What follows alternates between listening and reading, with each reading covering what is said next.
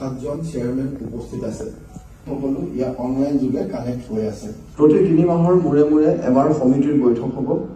এই বৈঠকত উপস্থিতি লোৱা হ'ব আৰু প্ৰতিখন সভাৰ কাৰ্যবিৱৰণী মই বিশ্বাস কৰোঁ যে ভাৰতীয় ন্যায় সংহিতা অহাৰ লগে লগে এই ন্যায় সংহিতাই দিয়া এক্সিডেণ্ট ৰিপৰ্টটো যে ভুক্তভোগীয়ে যি MSCTৰ পৰা ইঞ্চুৰেঞ্চ পাব তাৰ 50%